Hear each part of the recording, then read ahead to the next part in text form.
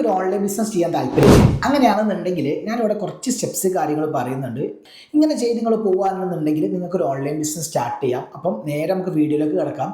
എന്താണെന്ന് വെച്ച് കഴിഞ്ഞാൽ ഫസ്റ്റ് തന്നെ നമുക്കൊരു ഓൺലൈൻ ബിസിനസ് സ്റ്റാർട്ട് ചെയ്യണമെന്നുണ്ടെങ്കിൽ ഫസ്റ്റ് നമുക്ക് അറിയേണ്ട കാര്യം എന്താ വെച്ചാൽ നമുക്കിപ്പോഴത്തെ ഡ്രസ്സിൻ്റെ മോഡൽസുകളെ നമ്മൾ എന്താക്കണം, ഒന്ന് അനലൈസ് ചെയ്യണം. ഇപ്പോൾ എക്സാമ്പിളായിട്ട് അത് നമ്മൾ റിസർച്ച് ഒന്നും ചെയ്യണ്ട. നമുക്ക് ഒരുപാട് ഇന്നത്തെ കാലത്ത് സോഷ്യൽ മീഡിയാസ് ഉണ്ട്. ഇപ്പോൾ ഇൻസ്റ്റാഗ്രാമിൽ തന്നെ ഒരുപാട് പേജസ് ഉണ്ട്. എല്ലാ പേജിലും പോയി കണ്ട് ഇപ്പം ട്രെൻഡിങ് ആയിട്ടുള്ള ഡ്രസ്സുകൾ ഇല്ലെങ്കിൽ ഇതിൻ്റെ മുന്നൊക്കെ ട്രെൻഡിങ് ആയിട്ട് ഡ്രസ്സുകൾ ഏതൊക്കെയാണ് ഇതിനെക്കുറിച്ച് നിങ്ങളൊരു അനാലിസിസ് ചെയ്യണം. അറ്റ്ലീസ്റ്റ് ഒരു 10 ഇൻസ്റ്റാഗ്രാമിൻ്റെ പേജ് എടുത്ത് നിങ്ങൾ റിപ്പോർട്ട് ഉണ്ടാക്കണം. ഓലെ ഡ്രസ്സിൻ്റെ കാര്യങ്ങളൊക്കെ എങ്ങനെയാണ്, ഓലെ ക്ലോത്തൊക്കെ ഓലെ എങ്ങനെയാണ് പറയുന്നത്, ഇങ്ങനത്തെ കാര്യങ്ങളൊക്കെ നമുക്ക് ഒരുപാട് കിട്ടും. നമുക്ക് സോഷ്യൽ മീഡിയാസിൽ ഒരുപാട് ഓൺലൈൻ സ്റ്റോർ ഇന്നുണ്ട്.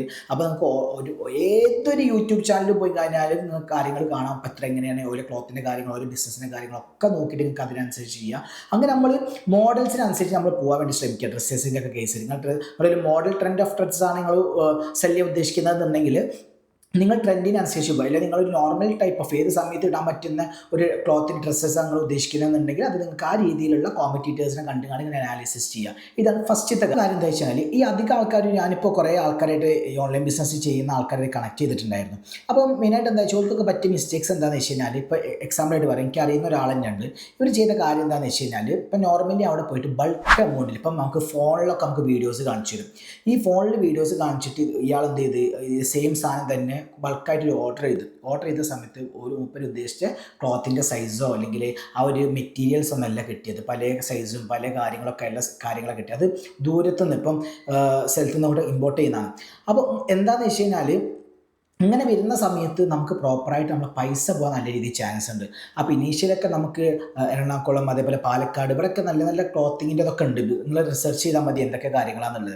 ഇപ്പോൾ എക്സാമ്പിളായിട്ട് ഇങ്ങനെ ചെയ്യുന്ന സമയത്ത് എന്താ വെച്ചാൽ നമ്മളെ കോമ്പറ്റീറ്റേഴ്സിനൊക്കെ നോക്കിക്കാണ്ട് നമ്മൾ ഇങ്ങനത്തെ പ്രൊഡക്ട്സ് ആദ്യം തന്നെ പോയി നമ്മൾ വലിയ ബൾക്ക് ഓർഡറിലല്ല ചെയ്യേണ്ടത്. കുറച്ച് പ്രൊഡക്ട്സ് ഇറക്കുക. ആ പ്രൊഡക്ട്സ് ഇറക്കിയിട്ട് മാർക്കറ്റിൽ നമ്മൾ വിറ്റ് നോക്കുക. അതൊക്കെ നമ്മളത്തെ പ്രൊഡക്റ്റൊക്കെ ആൾക്കാർ വാങ്ങുന്നുണ്ടോ, എന്തൊക്കെ ഇഷ്യൂസാണ് ഫേസ്, അങ്ങനെ ചെയ്യുക. എല്ലാവരും ചെയ്യുന്നത് എന്താ വെച്ചാൽ വലിയ എമൗണ്ട് അവിടെ ഇൻവെസ്റ്റ് ചെയ്ത് കുറേ ബൾക്ക് ഡ്രസ്സ് എടുക്കും. എന്നിട്ടോ ആ ഡ്രസ്സൊന്നും പോവില്ല. കുറച്ച് എടുത്തിട്ട് നമുക്കൊരു 6 മാസമൊക്കെ നമ്മളൊരു ലേണിംഗ് പീരീഡായിട്ട് കുറച്ച് ഡ്രസ്സ് നമ്മളങ്ങനെ സെല്ല് ചെയ്ത് നോക്കുക.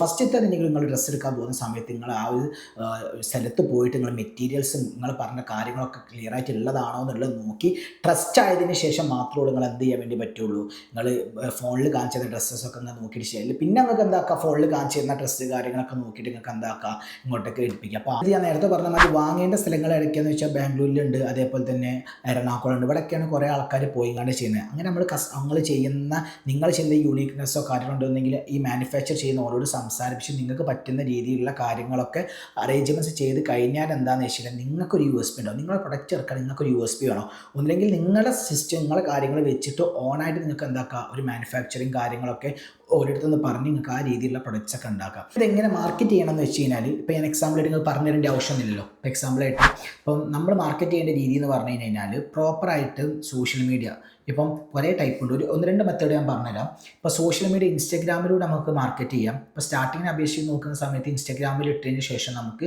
മറ്റാത്രയൊക്കെ നമുക്ക് എന്താക്കാം, ആഡൊക്കെ വിട്ടിട്ട് നമുക്ക് അങ്ങനെ നോർമൽ രീതി ചെയ്യാം. ഇനിയെല്ലാം നിങ്ങളിപ്പോൾ ഇൻഫ്ലുവൻസർ മാർക്കറ്റിംഗ് ആണ് നോക്കുന്നുണ്ടെങ്കിൽ നല്ല നല്ല കാര്യങ്ങൾ ഇൻഫ്ലുവൻസേഴ്സിനെ കൊണ്ട് നിങ്ങൾക്ക് പ്രസൻറ്റും കാര്യങ്ങളൊക്കെ ചെയ്യിപ്പിച്ച് നിങ്ങൾക്ക് അങ്ങനത്തെ മാർക്കറ്റിംഗ് നോക്കാം. പിന്നെ അതുമല്ല നിങ്ങൾക്ക് ഇനിയിപ്പോൾ വേറെ രീതി ഇപ്പം പ്രൊമോട്ടേഴ്സ് കാര്യങ്ങളൊക്കെ വെച്ചിട്ടുള്ള രീതിസ് നിങ്ങൾക്ക് അങ്ങനെ നോക്കാം.